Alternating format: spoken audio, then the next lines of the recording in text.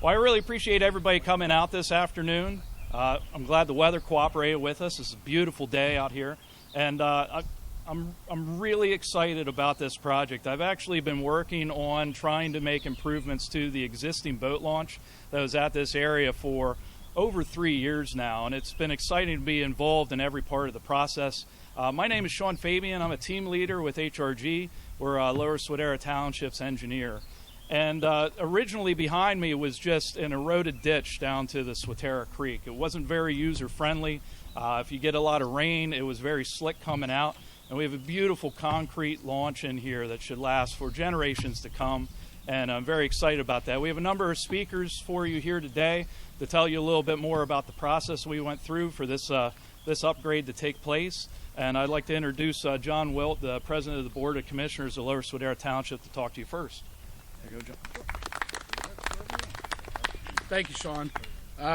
This actually began probably 51 years ago when the Agnes wiped out the bridge that was formerly here, and it's been used for different things throughout the years. People obviously swam and fished and those types of things, but we're glad to, in behalf of the township, I'm President of the Board of Commissioners, glad to have everybody here, and I'm going to let a couple of the other guys on the Board of Commissioners speak that have time invested with this. And the first one I'm going to turn it over to is Chris Dehart.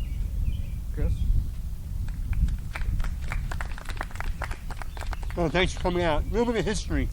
About 8 years ago, our Township Country Plan, we reviewed the possibility of putting a boat launch and even a walkway over to Gary Township sometime. Over the last couple of years, people were just using the ramp that was there. Cars were parked all the way up to the crest of the hill. That's how much it was used. There's groups on Facebook, have over 100 people join, come down and float from Hummelstown down to here, and it'll be busy all summer long, which is great. So I'd like to thank the Fishing Boat Commission for the grant, Commissioner Mehaffie, the Health Security Grant, and the township supporting it, so they're all in reality. Thank you.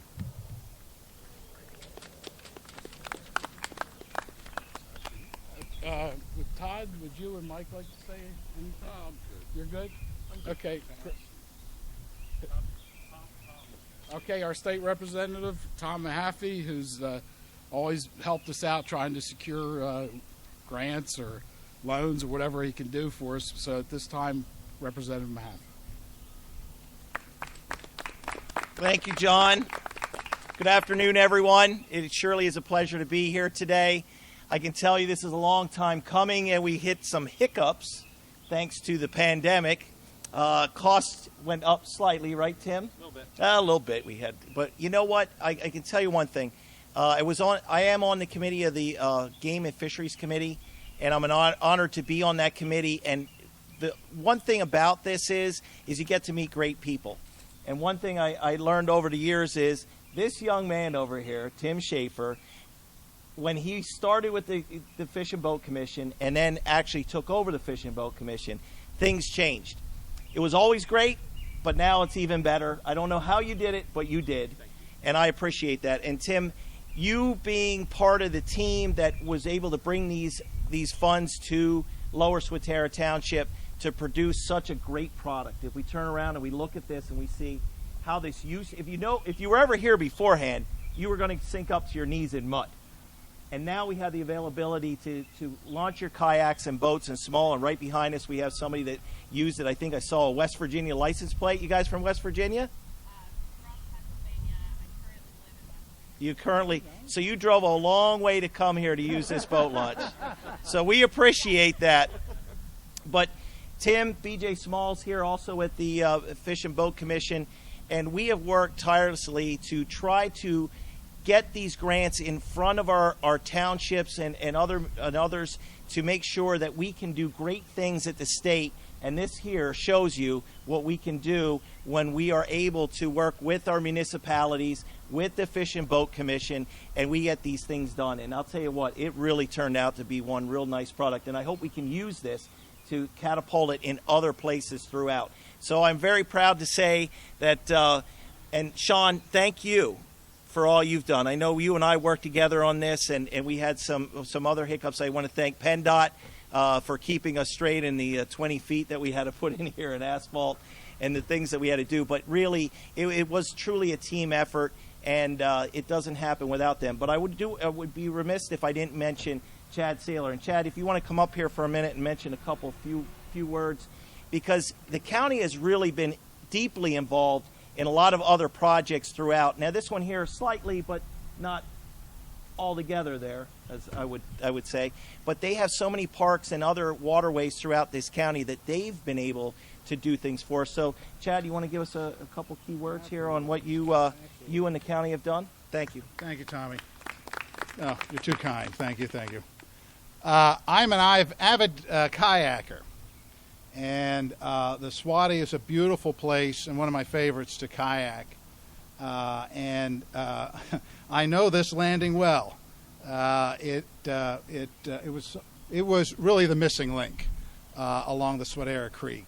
It was a muddy, rocky mess. It was very difficult to get your boat up and down.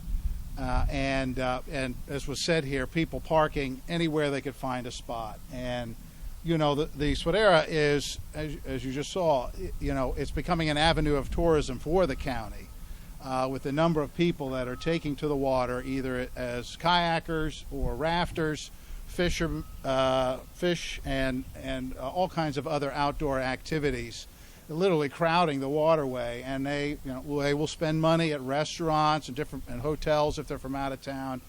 And as I say, this was a missing link, and many thanks to Tim and the Fish and Boat Commission for completing this link for us. It is absolutely beautiful. I got to use it Memorial Day in a float, and it is so much nicer and safer. And with the parking lot, it's just a real improvement. So many thanks to the Fish and Boat Commission and the township and HRG, the team effort that it took to put this in place. It is a great addition. Thank you all very much. Thank you, Chad. Appreciate it. Yeah, always. If I could start off, we met President John Wilt of the Lower Swatara Township. We want to go here. Mike Davies, Township Commissioner. Todd Truntz, Township Commissioner. Of course, Chris Dehart, you heard from him, Township Commissioner. And you're going to hear quickly here by Tim Schaefer, who is the Director of the Fish and Boat Commission, and one of our commissioners from the Fish and Boat Commission, B.J. Small. I can't tell you, and of course, Chad Saylor. Sorry, I didn't want to do that. This is what makes Dauphin County great. We all work together. We all want to get things done so that you, as far as a resident of the county, or even if you're coming to visit us from West Virginia, we are proud to say that we're here for you and we want to work for you. So thank you so much. Be safe out there, and Tim's going to talk a little bit about this, but always wear your life jacket. Tim? Yep, thanks, Tom. Thank you. Thanks. Yeah. So thanks, Tom, and thanks to the Lower Swatara Township for taking the initiative to do this project. A couple people that also bear thanking: Scott Ballinger from our staff helps to run our boating facility grant program, and Laurel Anders is the director of our Bureau of Boating. They really make the program work. To give you a sense of the scope of the funding for this project, so we made actually two separate grants to the township. The first was for $87,500. And then an additional $66,000 that took it up to about $154,000. That was half the project cost. It was funded through our boating facility grant program, and we're really happy to have brought that back. We fund it primarily through motorboat fuel tax revenue, so it's important to note, Tom knows this better than anybody up here, we don't receive general fund revenue. We're an independent agency that's funded primarily through fishing licenses, boat registrations, and other fees related to fishing and boating. But one of the sources of revenues is motorboat fuel taxes. So one part of the way that we allocate those dollars every year is to our boating facility grant program. We open those grants up every September, and then they're available. The application period runs through December. If anybody's listening, we talked with HRG this morning. If there are other municipalities with whom they work that have similar muddy messes in their borough or township parks or along creeks or even lakes that are overrun with canoes and kayaks these days, we can help you out. There's been a boom nationwide and here in Pennsylvania in unpowered boat activity, and our boating facility grants can be used to help to connect people to the water. one of the Tom talked about the partnership in Dauphin County. We have a nice partnership within state government with DCNR, so the Department of Conservation and Natural Resources. My good friend Cindy Dunn, the secretary, who's also quite a paddler. We time our grants with DCNR so you can match them dollar for dollar. So if there is a municipality out there that's thinking, man, I'd love to do something at our park, put a boat ramp in, our funding can only be used for the fishing and boating related amenities. But if there's picnic benches, playground equipment, whatever trails, you can match it up with DCNR and get really creative with your grant application. So encourage anybody listening to think about that opportunity. I always like to stress safety when we have chances like this to talk to folks, and we recently celebrated National Safe Boating Week. We do that the week before Memorial Day every year, and this year we focused on a 5-point safety checklist. And if you'll indulge me for a second, I'd like to go over those 5 points as we hit the water this summer. Number 1 is wear your life jacket. Every year in Pennsylvania, about 80% of the boating fatalities, and across the country, about 80%, are a result of people not wearing their life jacket. I'm really happy that Chad Saylor has joined us for a number of safe boating messages at Fort Hunter, which is another great place to boat. And we always emphasize that life jacket message. Law requires that you have a life jacket on board for everybody on the vessel, and they have to fit. That's one thing we stress a lot. We can all remember getting in a boat when we were a kid and having some big ill-fitting life jacket that comes up over your head. That doesn't work. That could actually be a suffocation factor and risk for kids. So you want to make sure that they fit. Kids 12 and under have to wear their life jacket on all canoes and kayaks, and boats under 20 feet, but you need to have one on board for everyone.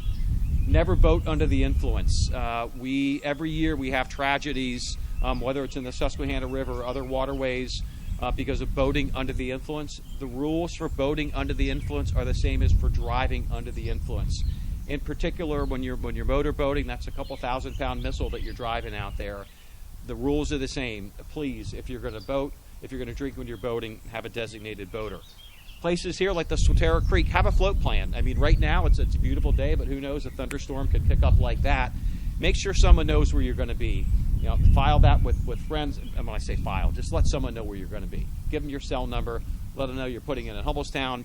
Going to get out here, so if you don't show up, they know where to come look for you. Also, make sure with their cell phones that we all have, carry a dry bag in your boat. It's a great way to keep your contents safe and secure. If you do tip over, it happens. I've flipped a canoe, I've flipped a kayak. We all have. It's the nature of the beast. So make sure you store your equipment in your dry bag and have that float plan for people to know where you're going to be. Take a basic boating course. If you operate a boat over 25 horsepower in Pennsylvania, or any personal watercraft or a jet ski, you have to have taken, if you operate a boat over 25 horsepower and you're born after 1982, you have to have taken that basic boating course. It's like a driver's test for the water, but make sure you've taken that course. You can do it online or do it on our website. Last thing is to make sure that you've got your proper boat registrations for power boats or launch permits if you're going to be using a state-owned launch. And we've made it easier than ever. And thanks to Tom and his counterparts in the legislature, they did this a couple years ago. You can now purchase your fishing license on your phone. You can store it on your phone. You can renew your boat registrations on your phone. You can get your launch permits. It's really easier than ever. But number one thing is wear your life jacket. For the municipalities out there, again, the last thing I'll say is stay tuned. In September, when we issue that grant announcement, we'll certainly send it through Tom's channels, through all the municipalities in his district. But we love investing in projects like this. If you got something in mind, you don't need to wait until September. We're happy to come out now, evaluate it, give you some tips so your application can be as strong as possible. But just thanks to the township for what you've done. Thanks to Dauphin County for being a great partner, and thanks for Tom for being a great advocate for us in the legislature. Thanks for coming. PJ, anything? Good? Okay. Commissioner Hartwick, come on down. George, thank you for joining us today. I only thought I'd get a chance to dunk Chad. That's all. Well, we might get to do that afternoon. Do you want to say a couple words? I'm good. You're all good? Yep. Okay, I guess we're ready to cut the ribbon. Yes, sounds great. All right. Are we ready? Yes, sir. All right. 3, 2, 1. Hey!